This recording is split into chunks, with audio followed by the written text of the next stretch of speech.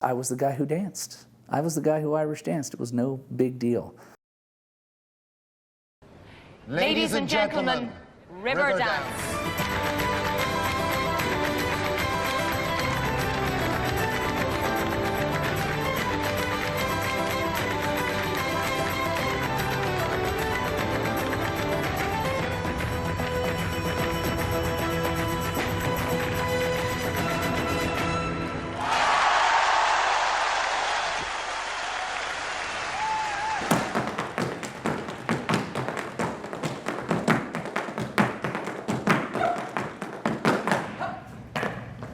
That's a strong start. It's got to really be nailed. All right? Again, pull that all the way across.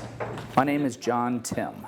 I am a professional Irish dancer and Irish dance teacher. So, performer and teacher of Irish dance. I'm expecting the quick step, the pivot, and the bounce up to not be great. So don't worry if it's not, okay? I haven't been... Richens comes from my dance teacher, the lady who taught me how to Irish dance, Ann Richens.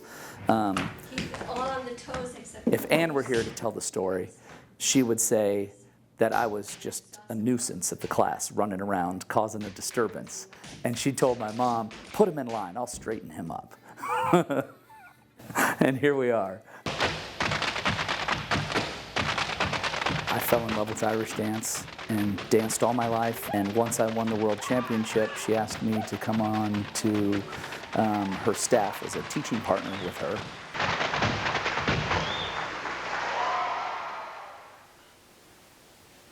No, I think the write-up looks great. I do too. The Irish Dance Association of Columbus. Right. Unfortunately, this is every day.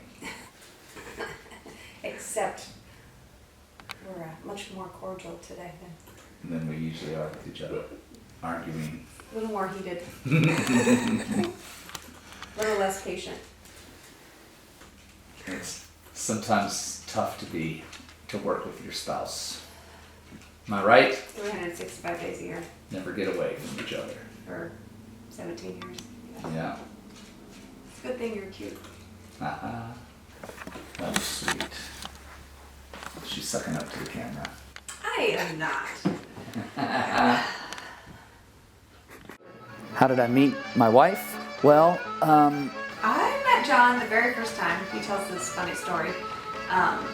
He was filling in for Ann's teaching class one day, so his dad actually drove him up to Columbus and he was teaching class, and Ann had told him that she had this good little redhead in one of her classes. So at the end of class, being the nice, polite child that my parents trained me to be, I went up and told him, I was like, thank you for teaching us, Mr. Timm, which he thinks is hysterical because he was 15 years old.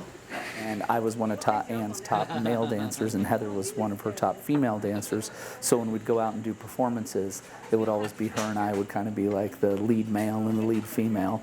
We just spent a lot of time together dancing and traveling to competitions and so forth, and kind of was a natural fit. We both loved Irish dancing and loved spending time together.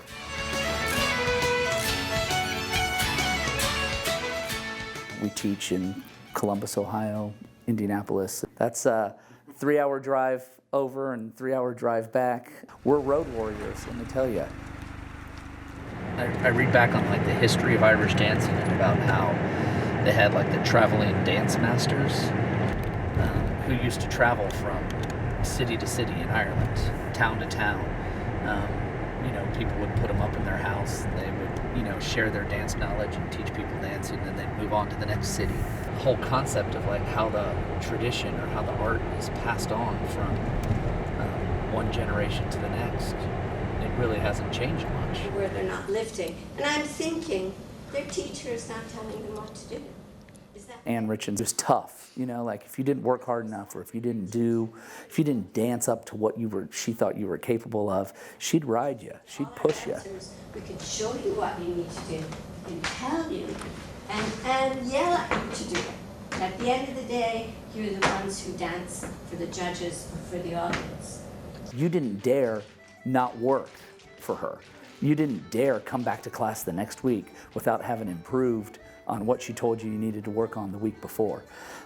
So from that standpoint, there was a healthy dose of that kind of like Irish fear, that Irish Catholic fear of God that they can put into you, that you better make sure you fix this before you come back to me the next time. Claire, turn the feet out a little bit, right? Yes. If you can dance with them like that, great. You can turn them, right? Now let me see them like that while you're dancing. Again, 1, 2, go. It's like, he scares me and stuff, but he's someone I really respect. Up, tuck. Fell out. You had the right movement when you fell out. And think about it. You fell out of it this way, but the movement when you really go into the next movement, we want to do that. Irish dance is art, right? And then it's being judged. So it doesn't have, it's not like a soccer game. The team that scores the more goals wins the game. Or it's not like a track meet, the person who runs the fastest or throws the furthest. So that's always the hardest thing to get people to understand about dancing is it is sport in a way, but it's art as well, and it's being judged all the time. A lot of things that in general people look for are feet, turnout. You have to have those feet turned out all the time. Posture is really important. The next thing is rhythm and timing. Rhythm and timing, incredibly, incredibly important. Those two things would be kind of fatal flaws in competitive Irish dancing.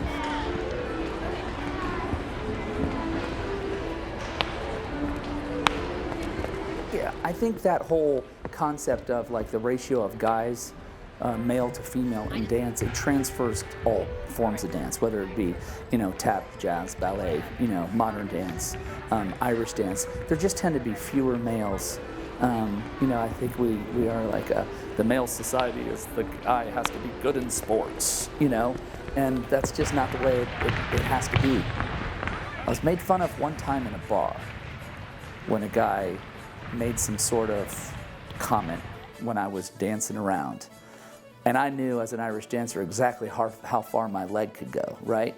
And he said, oh, you go get him, Skippy, in kind of like a real kind of nasty tone. So I skipped around the floor and went up and did a big kick and kicked a cigarette right out of his mouth. He wasn't too thrilled about it, but he didn't make another comment. And as a young kid dancing, I think it's really important that it not be something that they do secretly.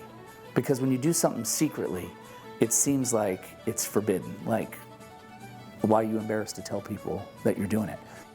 We wanted, for our own son, for him to choose whether or not he wanted to dance. We didn't want to make him dance just because that's what we did. And he loves it. He loves to dance, and he's so proud of himself. And even, since kindergarten, he's told his friends that he's a dancer, and that's what he does. And yeah. Arms, Gabriella.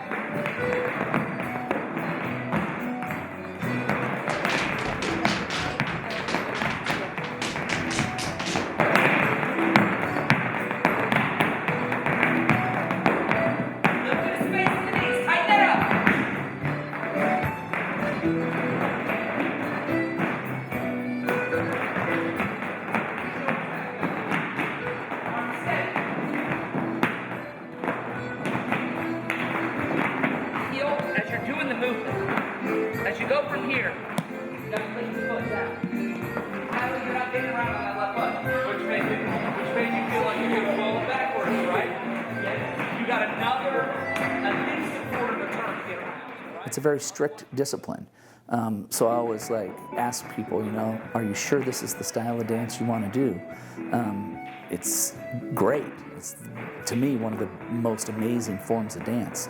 But you want to make sure that you're good with the attention to detail and the strict way you have to do this, because it is a very disciplined art form. And there's the specific choreography, and you do it this way or that way.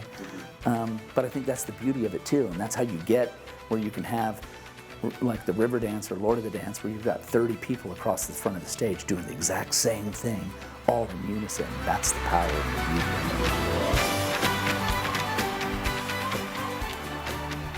It's just, it's nice to see kids work hard at something and develop the skills to become, excellent at something. You have the win at all cost mentality in Irish dance. You know, but I think there's a bigger picture here than winning in competitions. It's about training these kids to be good people and to learn that with commitment, and dedication, and attention to detail, they can accomplish anything, whether it be in dancing or in school or in their work lives as they go forward, whatever they choose to do. And hopefully Irish dancing and we play a role in that.